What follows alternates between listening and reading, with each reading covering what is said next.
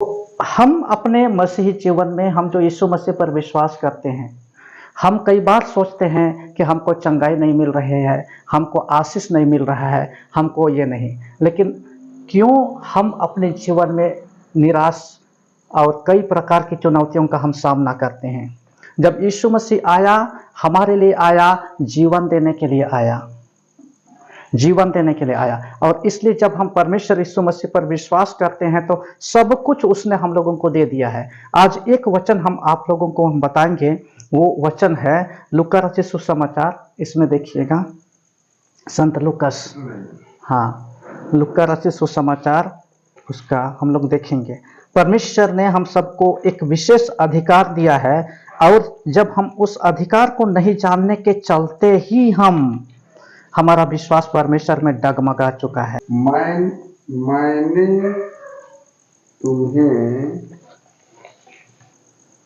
सांपों, बिच्छुओं और बैरी की हाँ, सारी शक्तियों को कुचलने का सामर्थ दिया है।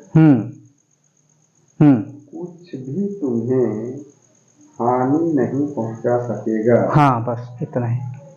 यहाँ पर क्या लिखा है, इस बाइबल में लिखा हुआ है इस तरह से, वो भी वही लिखा हुआ है, थोड़ा शब्द का हेर फेर है। यहाँ पर लिखा है लूका 10:19 में, जो हमारे विश्वास को, हमको हमारे सोया हुआ विश्वास को जगाता है। देखो, मैंने तुम्हें सांपों और बिच्छुओं को रौंदने का और शत्रु की सारी सामर्थ पर अधिकार दिया है। और आगे लिखता है, और किसी वस्तु से तुम्हें कुछ हानि ना होगी। जब मैं इस वचन को मैं पढ़ा, और इस वचन के विषय में कई जगह पर मैंने प्रचार किया है। यहाँ पर बोलता है, देखो मैंने तुम्हें सांपों और बिच्छुओं और शत्रु की सारी सामर्थ पर अधिकार दिया है।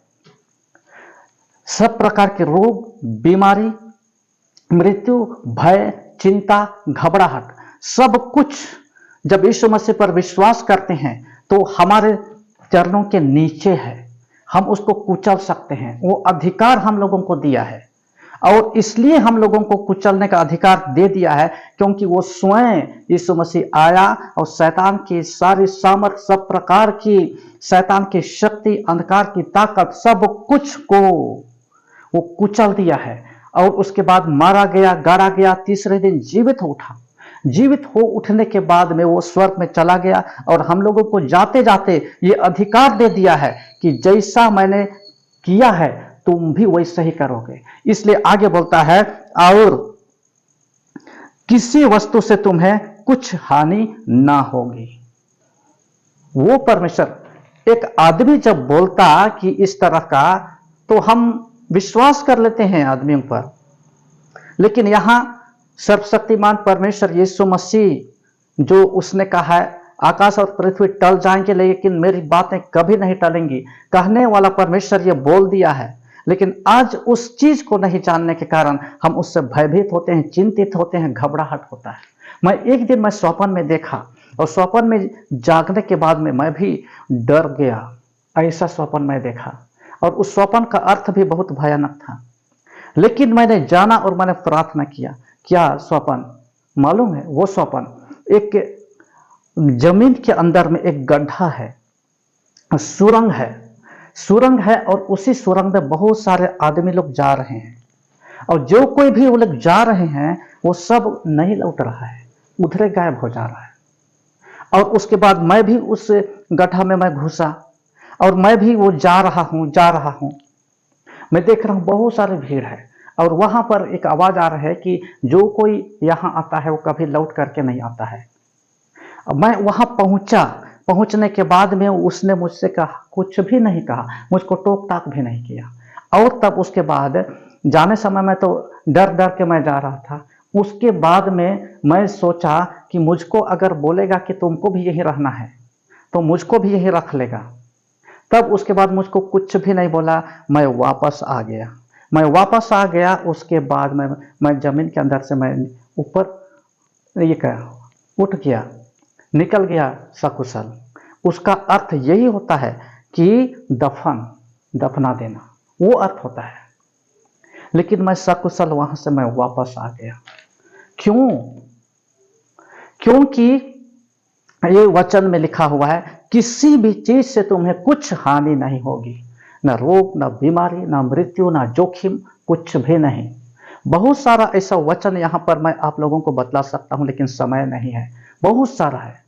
देखिए, फिर भी मैं आप लोगों को एक वचन और मैं बतला देता हूं, ताकि आप लोग ना भयभीत होइए और ना चिंतित होइए। हमेशा मैं इस वचन को लेकर के मैं आता हूं कि किसी भी चीज से कुछ हानि नहीं होगी आप लोगों को। कई लोगों के पास आप लोग प्रार्थना के लिए आप लोग जाते हैं, अच्छा है, मैं उसका विरोध नहीं कर रहा हूं, अच्छा है आप लोग जाते हैं, लेकिन परमेश्वर का वचन मैं आप लोगों के पास मैं लेकर के आता हूं, क्योंकि मैं ना कोई डॉक्टर हूं, ना कोई वैद्य हूं, और ना कोई चिकित्सक।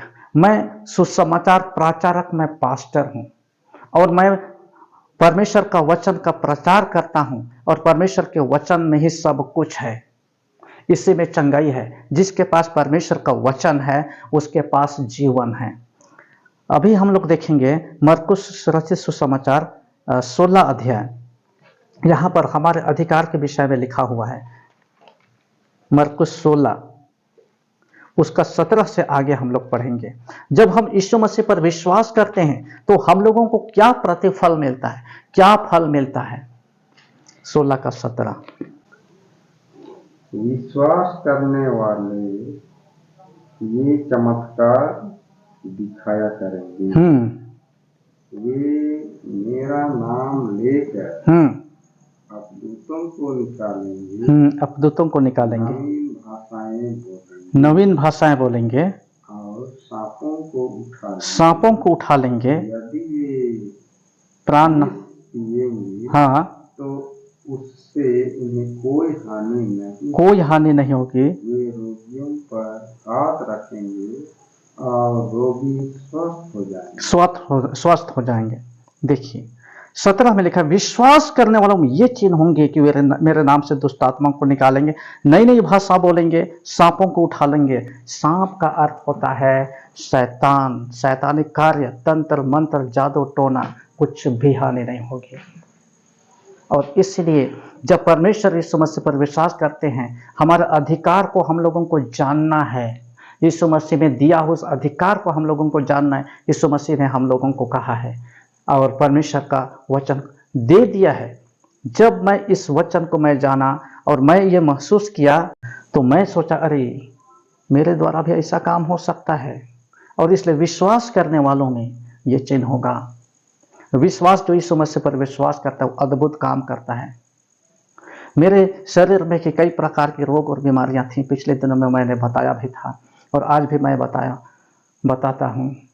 मेरा भी बीपी का प्रॉब्लम था और हाई बीपी का प्रॉब्लम था, लेकिन धीरे धीरे जैसे जैसे मैं प्रभु में विश्वास करता चला गया, एक एक करके मुझको चंगा किया, एक एक करके चंगा किया। कई एक रुकावट आई जीवन में, सारे रुकावटों को उसने दूर किया।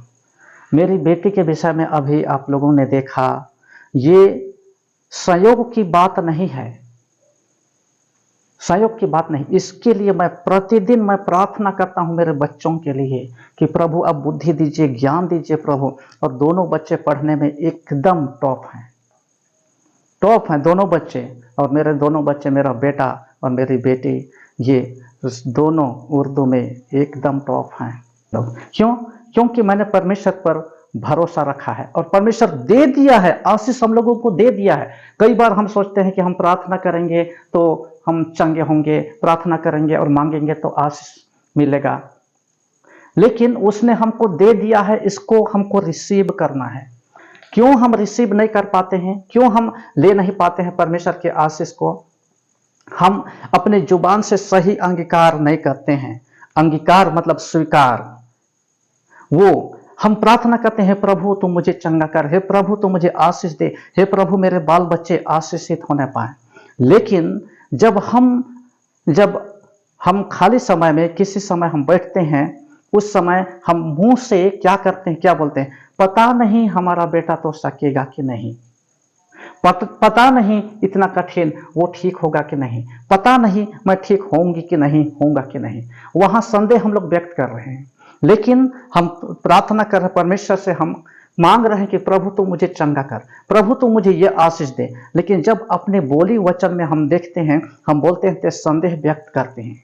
परमेश्वर के वचन में लिखा हुआ है, आपके मुंह में जीवन भी है, आपके मुंह में मृत्यु भी है, आपके मुंह में आशीष भी है, आपके मुंह में श्राप भी है। जो कुछ आप बोलिएगा वही होगा, इसलिए अपने विषय में हमेशा सकारात्मक बोलिए। मेरा बेटा को हमेशा मैं बात करता हूं और बोलता हूं, देखना बेटा, एक दिन परमेश्वर तुम लोगों को उठाएगा, देखना बेटी, एक दिन तुम बहुत अच्छी बनेगी, तुम वचन प्रचार करेगी, तुम अच्छा मार्क्स में पास करेगी बेटी। मैं ऐसे बोलता हूं, क्यों? मेरी प्रार्थना, आपकी प्रार्थना और आपका बोली वचन एकदम मिलना चाहिए, एकदम मिलना चाहिए। तो ये है, इसलिए जिस चीज को हम बोलते हैं उसको सकारात्मक बोलना है। नेता लोग को देखिए, जब चुनाव में लोग लड़ते हैं उस समय क्या बोलता है, दूसरा लोग पूछता है कि क्या आप उम्मीदवार खड़े हैं, क्या आप जीत पाइएगा? जो निर्दलीय रहता है, जिसको एक भी वोट नहीं मिलने का उम्मीद रहता है, उम्मीदों नहीं रहता है कि वो वोट देगा, वो भी क्या बोलता है, हाँ इस बार जनता का मन बना लिया है कि इस बार परिवर्तन होगा, मेरी जीत सुनिश्चित है।